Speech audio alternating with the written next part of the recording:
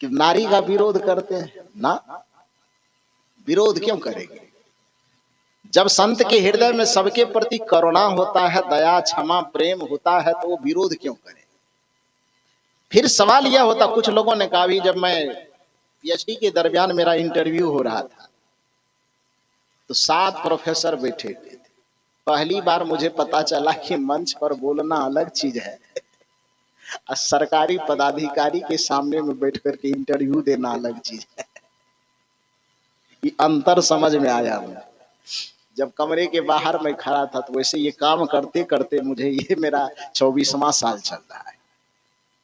2000 ईस्वी में मैं, जिस समय मेरी उम्र मात्र 12 वर्ष की थी, उस समय मैं घर से निकला था और मेरा सौभाग्य ऐसा है कि मैं बचपन से ही बोलना जानता हूँ, मंच पे बैठ करके गाना जानता हूँ। परिणाम यह था कि जिस समय घर से निकले तो शर्ट पैंट में ही थे विद्यार्थी जीवन में। उस समय भी हमारे गुरुदेव आचार्य श्री धर्मस्वरूप साहब जी मंच पर बगल में बैठा करके हमें बोलवाते थे। तो फिर जब साधु मार्ग में आ गए तो चूंकि भजन वगैरह थोड़ा अच्छा गाते थे तो कार्यक्रम की रफ्तार कभी कम नहीं हुई, खूब कार्यक्रम होता था, पढ़ाई भी करते थे, कार्यक्रम भी होता था। ये मंच पर बोलते बोलते जो मेरा समय चल रहा है, ये मेरा 22 वर्ष समाप्त होगा बोलते बोलते। कितना बोले होंगे सोच लीजिए। इतनी कम अवस्था में मैं इस मामले में सौभाग्यशाली हूं कि भारतवर्ष का कोई भी महापुरुष, चाहे वो अपने कबीर पंथ समाज का हो कि दूसरे समाज का हो, किसी भी महापुरुष के साथ में ऐसा कोई भी महापुरुष नहीं जिनके साथ में मंच पर बैठ करके मुझे प्रवचन करने का मौका नहीं लेगा। और मैं इस मामले में सौभाग्यशाली हूं कि यह सौभाग्य मुझे सदगुरु श्री अभिलाष साहब जी के सामने में भी मिला। गुरु जी जब प्रवचन सुनते थे तो कमरे से बाहर आकर के बैठ जाते थे, कहते बेटा बोलो। लोग जब 10 मिनट देते थे तो गुरु जी कहवाते थे, थोड़ा 10 मिनट मेरे तरफ से बर्बाद है। जब जाते थे तो छोटे तो थे ही, वैसे अभी भी मैं बड़ा नहीं हो गया। तो जाते थे तो बड़े प्यार से गले से लगा लेते थे, बहुत संतावना देते थे। खैर वो तो सबको अनुभव होता है, जो भी कहेंगे अपने बारे में सुनाएंगे गुरुजी हम ही को सबसे ज्यादा मानते हैं, ये उनकी खासियत थी। और किसी भी साधु को, किसी भी साधक को अपने व्यवहारिकता में यही खासियत अपनाना चाहिए। एक महात्मा को, एक गुरु को पिता की भूमिका में वो ढल पाए कि न ढल पाए, उसको माँ की भूमिका में ढल जाना चाहिए। और यह व्यक्तित्व सदगुरु श्री अभिलाष साहब जी में परिपूर्ण था, इसको नकारा नहीं जा सकता। तो उनके साहचर्य में भी मुझे प्रवचन करने का मौका मिला। इलाहाबाद कई बार, 2 बार मैं ध्यान शिविर में गया तो वहां भी गुरु जी कहते थे बोलिए।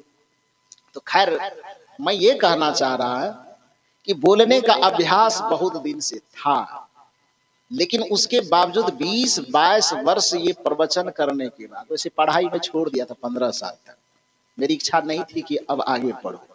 अब कार्यक्रम सब इतना बढ़ गया, आश्रम की व्यवस्था, ये व्यवस्था, वो व्यवस्था, वो पीएचडी वाला जिम्मेदारी कम होता है, उसको कैसे संभाला जाए।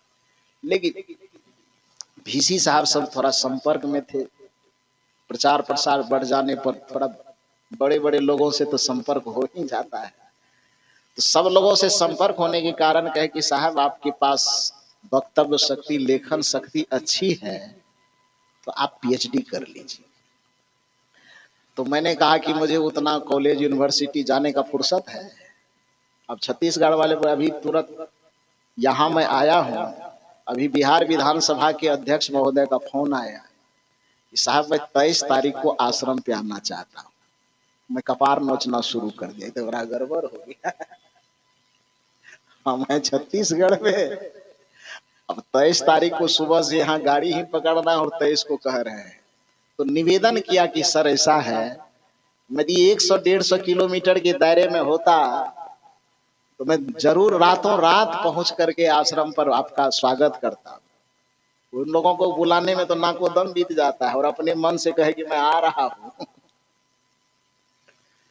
तो मैंने कहा कि वहां पहुंच जाता, लेकिन मैं इतना ज्यादा दूर में हूं कि 5-6 घंटे में वहां जाना संभव तो नहीं हो सकता। तो निवेदन किया कि मैं 24 तारीख के 10 बजे तक मैं वहां पहुंच जाऊंगा। तो उन्होंने आश्वासन दिया कि 24 तारीख को ठीक आइए, तब मैं आपके पास आता हूं। तो मेरा बिगड़ता हुआ काम बन गया, बिगड़ने से थोड़ा बच गया। तो इतना इतना दूर जाना पड़ता, अचानक यूनिवर्सिटी में परीक्षा आ जाए तो कैसे दिया जाएगा। तो मैंने निवेदन किया कि नहीं कर सकता। तो एक आश्वासन मुझे दिया गया कि जब तक आपकी पीएचडी क्लियर नहीं होगी तब तक यूनिवर्सिटी के अनुसार आपको नहीं चलाएंगे, आपके अनुसार यूनिवर्सिटी को चलाएंगे, आप कर लीजिए। तो मैंने कहा इतना बड़ा आशीर्वाद मुझे दे रहे हैं तो पीएचडी करने में क्या लगता है, कुछ लगता है, नहीं लगता है। और आप लोगों की शुभकामना से वो काम बाकायदा हो गया। अब वो सब सीमा से पार कर गए, अब बस डिग्री वो आपके पास आने वाली है। और बहुत जल्द वह पुस्तक जब प्रकाशित होगी, जो सदगुरु कबीर साहब को आज विद्यालयों में, विश्वविद्यालय हम लोग मन से सिखाते समझाते कुछ है, अब विद्यालय विश्वविद्यालय महाविद्यालय में कबीर साहब को बताया कुछ और जाता है। इस चीज का प्रयास, इस चीज को हटाने का प्रयास इस छत्तीसगढ़ की धरा के पूज्य संतों ने, बिहार के संतों ने, पूरे भारतवर्ष के संतों ने मिल करके सरकार से अनुरोध किया था कि हटाइए। पूज्य गुरुवर श्री अभिलाष साहब जी की पुस्तकें अटल बिहारी वाजपेयी को दी गई थी। वाजपेयी जी देखे थे तो बड़े प्रभावित हुए थे, लेकिन वाजपेयी जी ने वहां पर कहा कि कानून भावना से नहीं चलती है, कानून संविधान से चलता है। आपके जो ग्रंथ है, उस ग्रंथ में जो कबीर साहब के बारे में आपने चिंतन दिया, वाकई में सर्वोत्तम है, इसको कोई नहीं काट सकता। किसी विद्वान के पास क्षमता नहीं है कि आपके विचार पर, आपके तर्क पर लाल कलम चला दे। लेकिन मैं ये जानना चाहता हूं कि इन ग्रंथों को जो लिखा है उसका क्वालिफिकेशन क्या है, कितना पढ़े लिखे। जितना हमारे महापुरुष गए थे कबीर साहब का वो सिलेबस से चेंज करवाने के लिए, सब का माथा झुक गया। वजह क्या था कि हमारे संत गुरुजन वैराग्य की मस्ती में इतने मस्त रहने वाले थे, पढ़ना लिखना स्कूल कॉलेज उसको क्या मतलब, वो तो स्वाध्याय के बल पर उतना अच्छा चीज हीरा मोती खोज करके डाल दिए, निकाल दिए।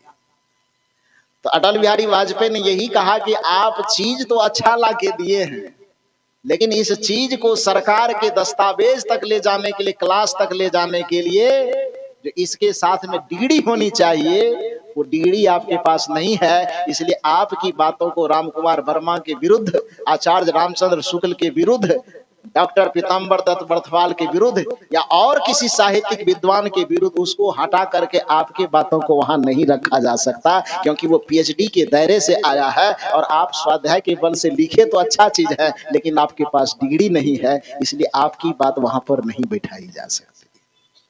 मेरे मन में ये था बचपने से, जब से सुने थे तब से मेरे मन में था कि संजोग यदि ऐसा लगा तो इस किस्मत को मैं हासिल करूंगा।